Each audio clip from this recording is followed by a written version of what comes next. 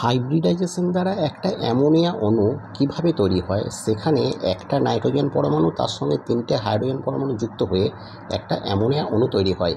এখানে কী টাইপের হাইব্রিডাইজেশন ঘটে এবং সেখানে বন্ড অ্যাঙ্গেলই বা কত হয়, কারণ নর্মাল বন্ড অ্যাঙ্গেল যেটা হওয়ার কথা তার থেকে বন্ড অ্যাঙ্গেল কিন্তু এখানে আলাদা হয়। সেটা কেন হয় সেটা কিন্তু আজকের এই আলোচনার মাধ্যমে আমরা পরিষ্কার করার চেষ্টা করব। তো অ্যামোনিয়ার এই যে বন্ড ফর্মেশনের আলোচনা করতে গেলে প্রথমেই আমাদের দেখতে হবে যে এই যে সেন্টার যে অ্যাটমটা রয়েছে নাইট্রোজেন, সেই নাইট্রোজেন অ্যাটমের তার পারমাণবিক নাম্বার প্রথমে আমাদের জেনে নিতে হবে। অর্থাৎ নাইট্রোজেনের অ্যাটমিক নাম্বার কত? অ্যাটমিক নাম্বার হচ্ছে 7। তাহলে নাইট্রোজেনের ইলেকট্রন কনফিগারেশন কি হবে? ইলেকট্রন কনফিগারেশন হবে 1s2 2s2 2p কত হবে? 3 হবে, তাই তো? 2p3 অর্থাৎ কত হচ্ছে? 3 আর 2 5 আর 2 7। এখন আমরা যখনই আলোচনা করব তখন শুধুমাত্র যে কোনো অ্যাটমের তার আউটার মোস্ট সেল বা ভ্যালেন্স সেলে যে কয়েকটা ইলেকট্রন আছে সেই ইলেকট্রনগুলোকে নিয়ে আলোচনা করব।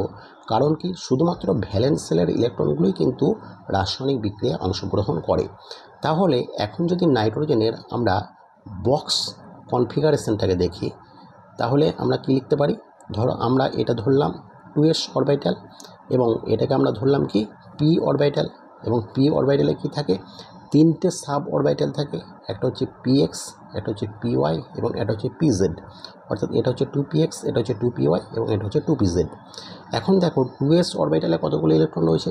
2টো ইলেকট্রন আছে। এই প্রত্যেকটা ইলেকট্রনকে আমরা এইভাবে ডিনোট করি। একটা যদি ক্লকওয়াইজ ডাইরেকশানে ঘোরে তাহলে অপরটা কিন্তু অপোজিট ডাইরেকশানে বা অ্যান্টি ক্লকওয়াইজ ডাইরেকশানে ঘোরে। এবং 2p, এই যে p যে অরবিটালটা রয়েছে সেখানে কতগুলো ইলেকট্রন রয়েছে? সেখানে 3টে ইলেকট্রন আছে। এই প্রত্যেকটা ইলেকট্রন আমরা পরপর এইভাবে আমরা শো করব, ঠিক আছে?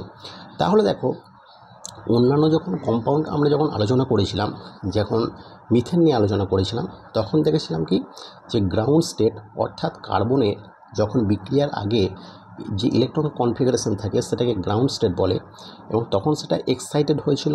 মানে কি হয়, বিক্রিয়ার সময় সে এনার্জি গ্রহণ করে সেটা জাম্প করেছিল। কেন?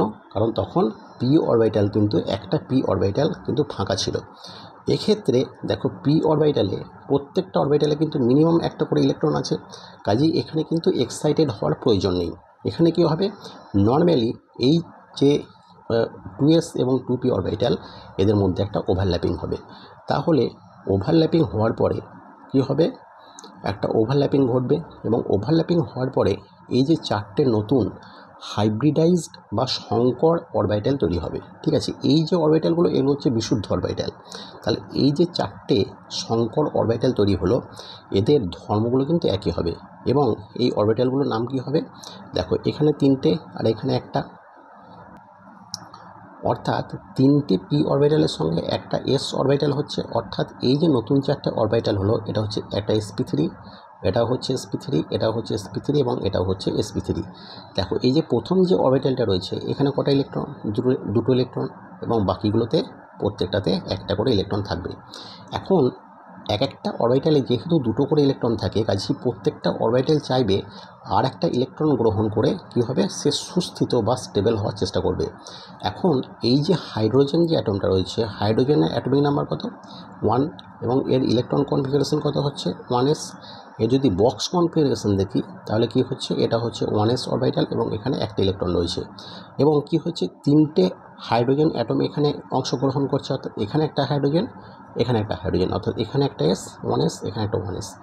এই 3টে হাইড্রোজেনের ইলেকট্রন এই 3টে অরবিটালের সঙ্গে এরা কি করবে? বিক্রিয়ায় অংশগ্রহণ করবে। এবং এবার এখন যদি এর জিওমেট্রিটাকে দেখি, তাহলে যদি এর জিওমেট্রি কনফিগারেশন দেখি তাহলে দেখো কি হচ্ছে, এখানে একটা s অরবিটাল 3টে p অরবিটালের সঙ্গে অংশগ্রহণ করছে। তাহলে দেখো, s অরবিটাল হচ্ছে গোলাকার এবং 3টে p অরবিটাল, মানে এটা একটা ডাম্বেল শেপ, এটা একটা ডাম্বেল শেপ এবং এটা একটা ডাম্বেল শেপ। তারপরে কি হয়, 4টে sp টাইপ হাইব্রিডাইজড অরবিটাল তৈরি হয়। অর্থাৎ যখন হাইব্রিডাইজড হবে তখন আমরা এটাকে এইভাবে শো করতে পারি, 4টে। ওকে, তাহলে একটা, দুটো, তারপর এটা হচ্ছে 3টে এবং এটা হচ্ছে 4টে। এই যে 4টে নতুন হাইব্রিডাইজড অরবিটাল তৈরি হলো, এটা হচ্ছে sp3, এটা হচ্ছে sp3, এটা হচ্ছে sp3 এবং এটা হচ্ছে sp3। এই প্রত্যেকটা অরবিটালের কিন্তু ক্যারেক্টারিস্টিক্স কিন্তু সমান হয়। এখন এদের যদি আমরা স্ট্রাকচারটাকে দেখি তখন কি অবস্থায় থাকে দেখো, এখানে একটা অরবিটাল এরকমভাবে অবস্থায় থাকবে, আর একটা অরবিটাল এখানে এরকমভাবে অবস্থায় থাকবে, আর একটা অরবিটাল এরকম থাকবে, আর একটা অরবিটাল এইভাবে থাকবে। ঠিক আছে, এখন এটাকে কি হয়, এই যে দেখো একটা অরবিটাল ফিল আপ আছে, তাহলে আমরা যদি ধরে নিই যে এইটা হচ্ছে দুটো ইলেকট্রন, অর্থাৎ sp3-র একটা অরবিটাল এখানে দুটো ইলেকট্রন রয়েছে, তাহলে বাকিগুলোর প্রত্যেকটাতে এখানে একটা করে আছে।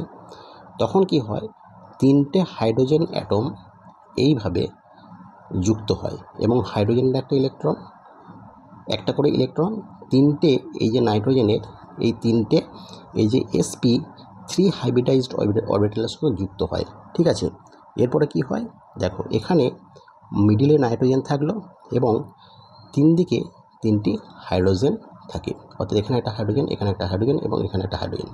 এবং এই যে দুটো ইলেকট্রন রয়েছে, এই ইলেকট্রনগুলো কিন্তু বিক্রিয়ায় অংশগ্রহণ করে না, অর্থাৎ এটা কি হয়ে যায়, এটা লোন পেয়ার থেকে যায়। ঠিক আছে, এটাকে বলা হয় লোন পেয়ার। এবার দেখো কি হয়, এখানে লোন পেয়ার থাকার জন্য এটাকে আমরা কি বলি, এলপি আমরা বলি। ঠিক আছে, এবং এই যে প্রত্যেকটা পেয়ারে অংশগ্রহণ করলো এগুলোকে আমরা বন্ড পেয়ার বা বিপি বলি। ঠিক আছে, এবং এখানে এই লোন পেয়ার থাকার জন্য কি হয়, নর্মাল কি এটা একটা টেট্রাহেড্রন গঠন করে, কি করে টেট্রাহেড্রাল শেপ এটা একটা গঠন করে, এবং প্রত্যেকটা টেট্রাহেড্রাল শেপের যে অ্যাঙ্গেলটা হয় সেটা হয় 109 ডিগ্রি 28 মিনিট। কিন্তু এখানে এই লোন পেয়ারটা থাকার জন্য কি হয়, এরা প্রত্যেকের মধ্যে বিকর্ষণ করে, অর্থাৎ একটা লোন পেয়ারের সঙ্গে একটা বন্ড পেয়ার এবং প্রত্যেকটা বন্ড পেয়ারের মধ্যে কিন্তু একটা বিকর্ষণ বল কাজ করে, যার ফলে কি হয়, এই যে বন্ড অ্যাঙ্গেলটা, সেই বন্ড অ্যাঙ্গেলটা কমে গিয়ে কত হয়, বন্ড অ্যাঙ্গেলটা কমে গিয়ে হয়ে যায় 107 ডিগ্রি। ঠিক আছে, 107 ডিগ্রি।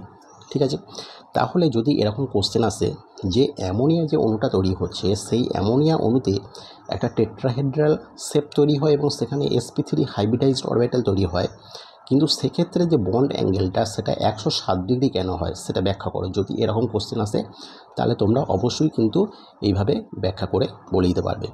তাহলে আজ আমরা অ্যামোনিয়া যে অণুটা তৈরি হচ্ছে সেখানে কী টাইপের হাইব্রিডাইজেশন ঘটছে এবং সেখানে কিভাবে অ্যামোনিয়া অণু তৈরি হচ্ছে সেটা আমরা দেখলাম।